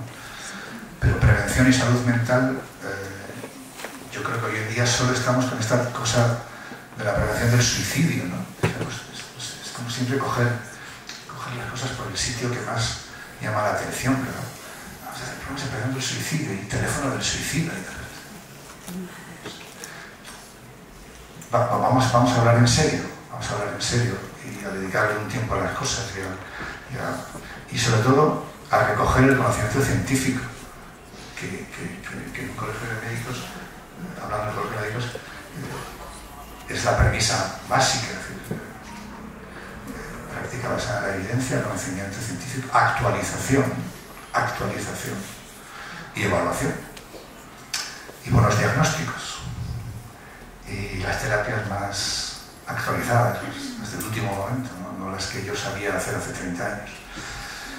Gracias por atendernos, por escucharnos, y tenemos una página web que se llama Desde el Primer Minuto, y si quieren entrar, ahí nosotros colgamos cosas, y, normalmente son artículos científicos digeridos y explicados en castellano, para el que les sea costoso el leérselo, y tratamos de defender un poco lo que estamos haciendo.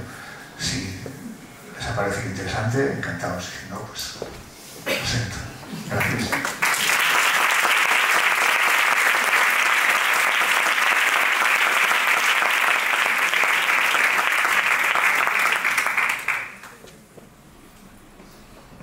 Bueno, pues aprovechando que tenemos aquí al aprendido y a María, si queréis hacer alguna pregunta.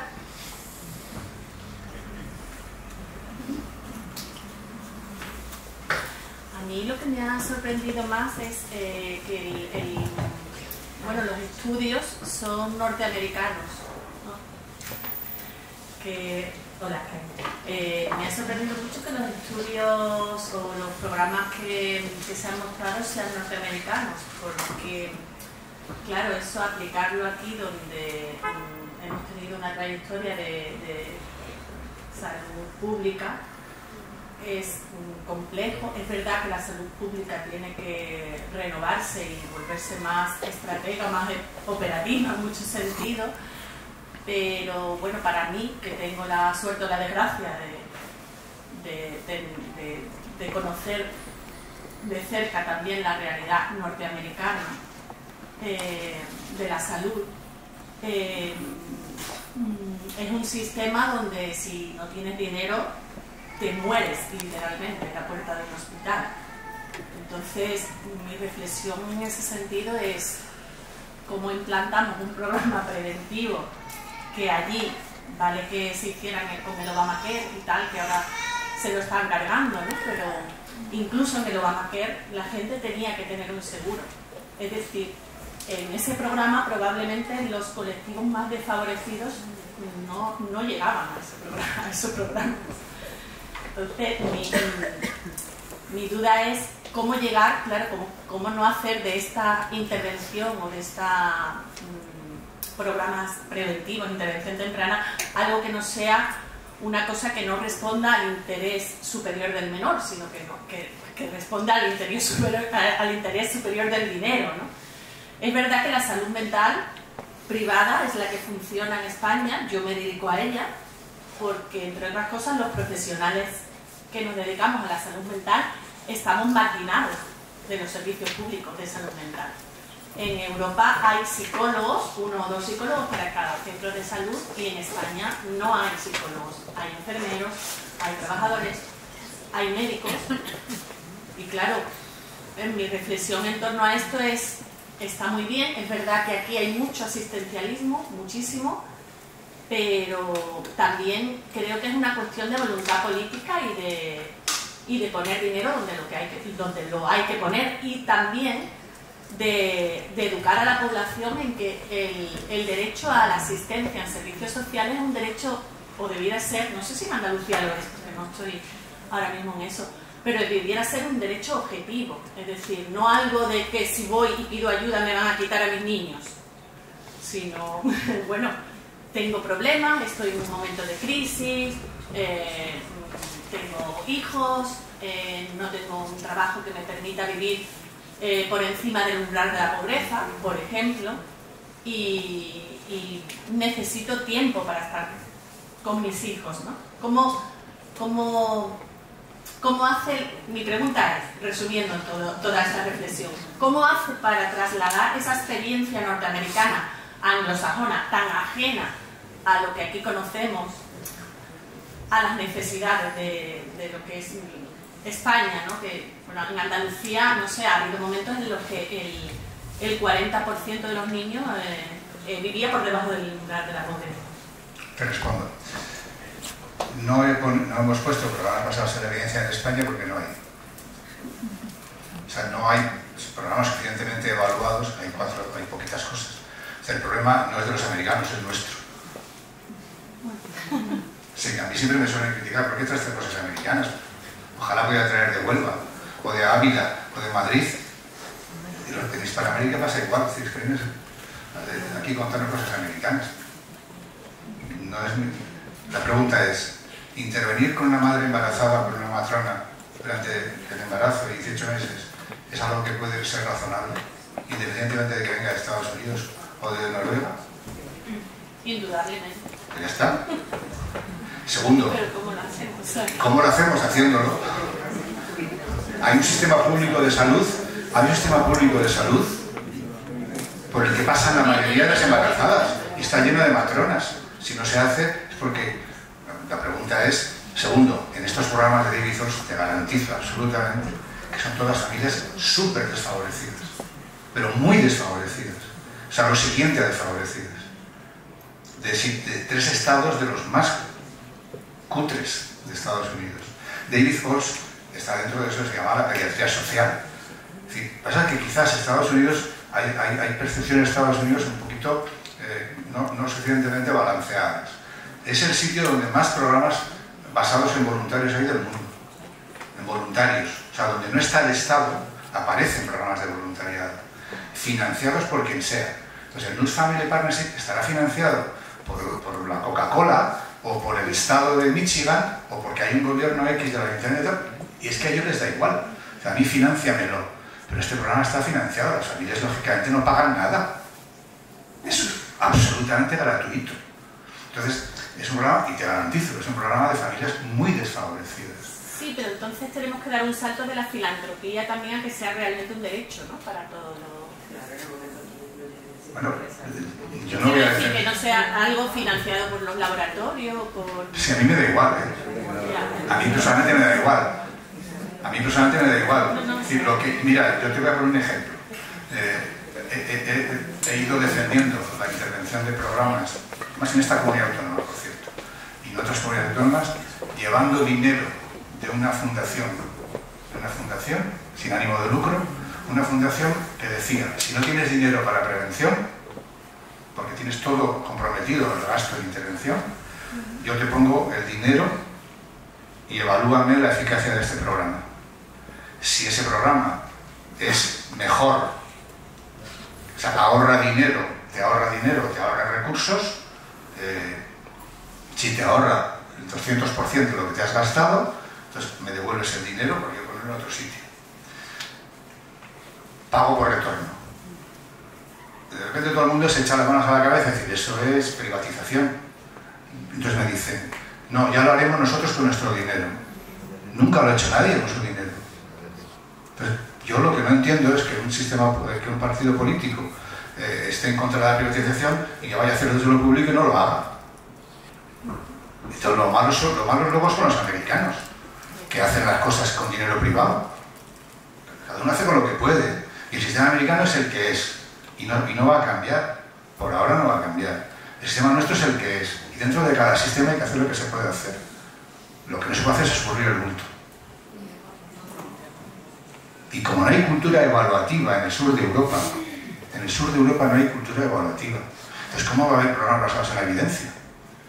Si vivimos de la investigación que hacen ellos, también hacemos nosotros, pero fundamentalmente ¿dónde sale la investigación? ¿Y quién la paga? Los laboratorios por el National Institute of Mental Health. Mirad las subvenciones de los programas. Así que yo entiendo lo que dices perfectamente, pero el sistema americano es uno de los que tiene programas de intervención con familias desfavorecidas. Es un país donde hay infinidad de familias desfavorecidas que reciben intervenciones solamente que quizá no estén todas insertadas en el sistema público, pero existe el welfare. El welfare. Los americanos llaman así welfare. Otra cosa es que lo vayan a quitar, no vayan a volver. Pero claro que hay una ayuda económica a gente desfavorecida. Y los servicios de protección infantil, los Children's Hospital, trabajan con todo tipo de familias. Otra cosa es si tienes un trastorno grave, cáncer y te mueres. Eso es otra historia. Pero en este terreno hay una de las cosas que más me llama la atención del sistema de los anglosajones, porque no es solo en Estados Unidos, es, fíjate qué cambio de cultura. Es decir, yo me siento mejor en una fundación, en una entidad no gubernamental, si recibo financiación privada que pública.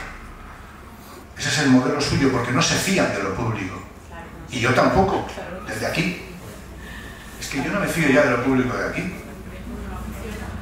Claro, se nos pone así la cosa pública aquí, pero es totalmente ineficiente. Entonces, vamos a hacer eficiente lo público para que no nos entre tentaciones de hacer solo lo privado. Efectivamente, esa es la clave. Claro, que es que está financiando la medicina privada es el gestor de la pública. Gracias.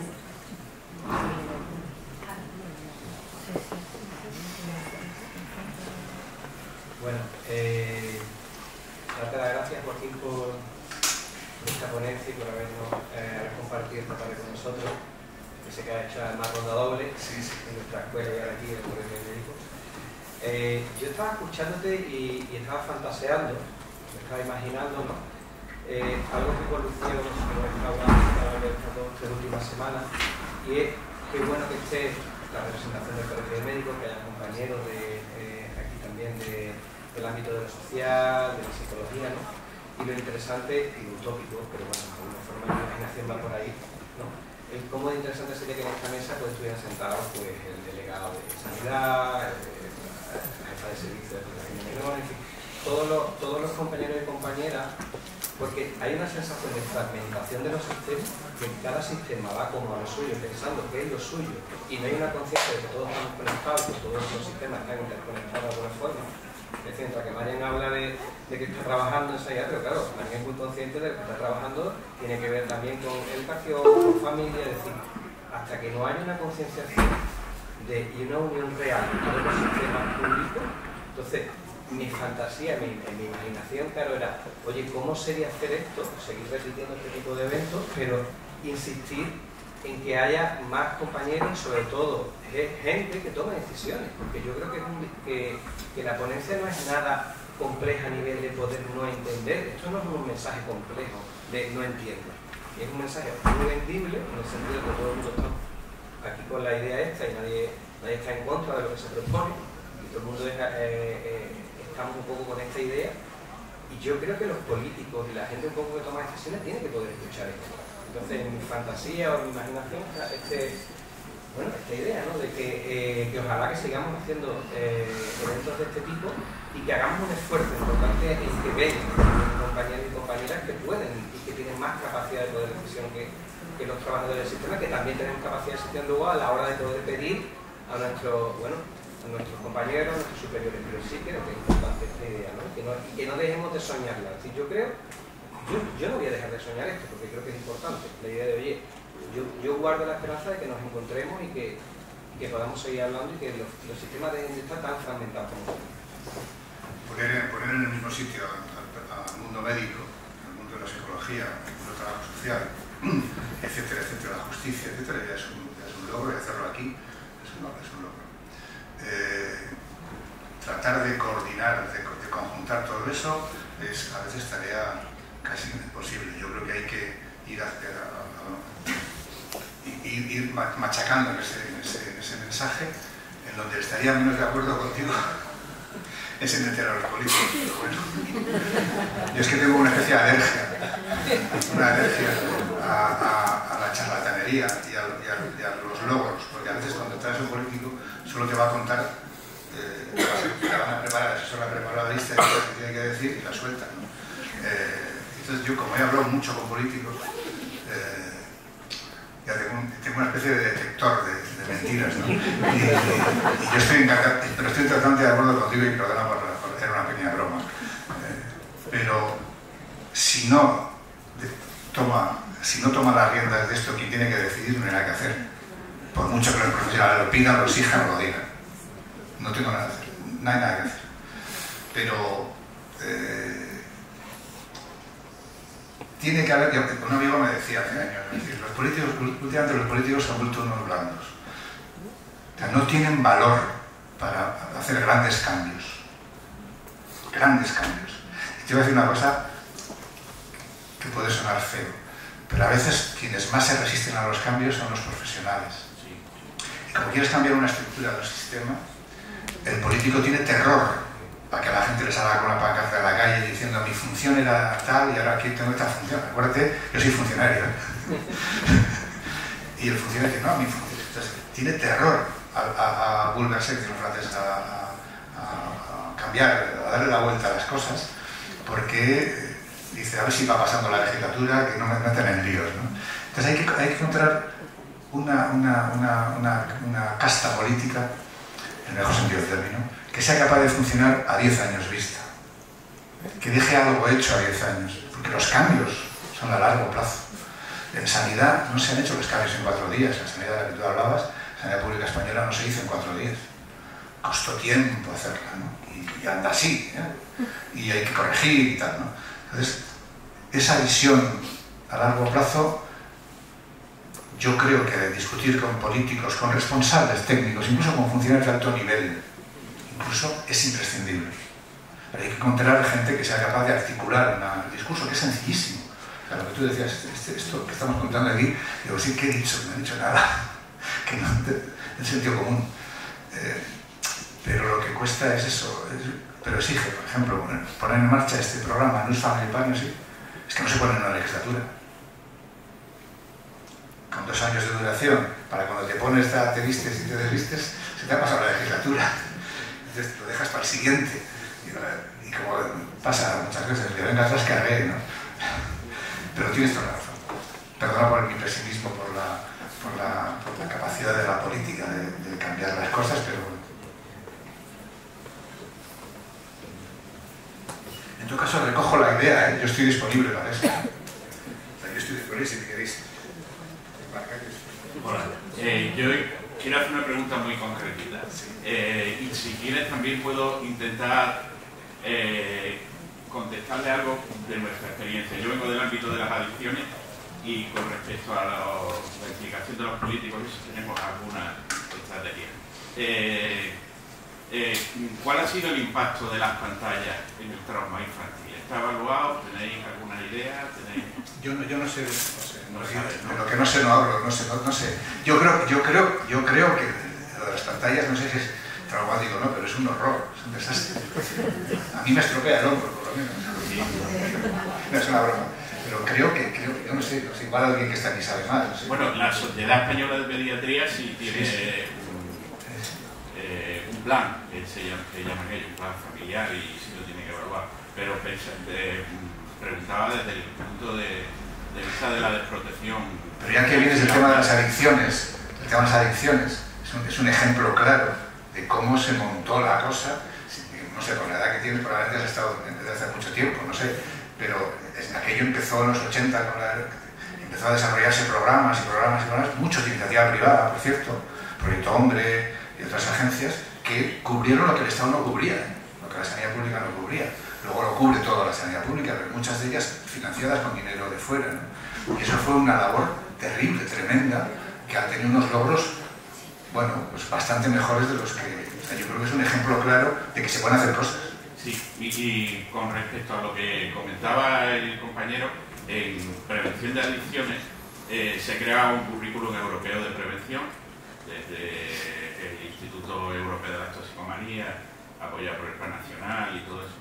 Y no solo hace formación a los profesionales, sino tiene también una formación específica dedicada a los decisores políticos del currículum europeo de la prevención. Han creado currículum europeo, unos estándares, y hay formación dedicada para los decisores políticos. Que digo por un poco que ya se está trabajando en esa línea desde adicciones, que es totalmente es una estrategia a muy largo plazo, pero que se puede hacer. Y hay también unos portales de programas basados en la evidencia, tanto del Instituto Europeo como del Plan Nacional sobre Drogas, donde hay muy pocos programas, pero algunos hay. Yo creo que es un ejemplo claro de las adicciones de coste-beneficio, en sufrimiento y en dinero. La prevención, el coste del tratamiento de adicciones, el coste social que tiene. No vamos a entrar en él, es terriblemente claro. Hay una relación coste-beneficio terrible en prevención. Bueno, yo creo que vamos a dejar ya a este hombre que descanse un poco. Bueno, yo, por la parte que me toca, bueno, yo he aprendido mucho, me ha gustado mucho. No me parece, bueno, la verdad que he tenido la sensación de que parece algo fácil, aunque es complicado de instaurar. Pero si tenemos los medios, ¿no? Tenemos los programas de salud infantil, tenemos los programas de atención maternal, pues igual es que hay que ponerse manos a la obra también, ¿no? Y a veces yo siempre como una cosa que decía el presidente de la OMC nuestra, del Consejo General de Colegio de Médicos, Tomás Cobo, que una vez cuando en mi toma de posesión vino y dijo que aquí la única vez que en medicina habían funcionado un poco mejor las cosas pues fue durante la pandemia, porque era la primera vez que las ideas salían de abajo y subían hacia arriba. Entonces no era como cuando llega el político que se le ha ocurrido hacer un plan fantástico y se le olvidó poner el apartado recursos, ¿no? Por ejemplo, ¿no? O te enteras esa misma tarde que ha empezado la planificación de vacunas y te has enterado por la radio, ¿no? Y no tienes ni las vacunas ni te han pasado el programa, ¿no? Pues él decía que hay veces que las cosas tienen que salir de abajo para poder llegar hasta hacia arriba, ¿no? Yo lo único que desde el Colegio de Médicos, pues yo me pongo a disposición de la asociación para lo que necesitéis, si tenemos que hacer más reuniones, más charlas, donde vengan otros profesionales, que entre todos podamos trabajar y sacar conclusiones que después yo en lo que yo pueda llevar más para arriba, pues que contáis conmigo sin ningún tipo de problema. Y yo dar las gracias a los ponentes porque me ha parecido muy interesante, muy necesario y bueno, y a María, que también la conozco, lo mismo, y aquella que está allí, que es la que me lía siempre, que es Lucía, ¿vale? Que me dejo liar otra vez porque me ha parecido un tema que creo que merece la pena. Así que muchísimas gracias a todos.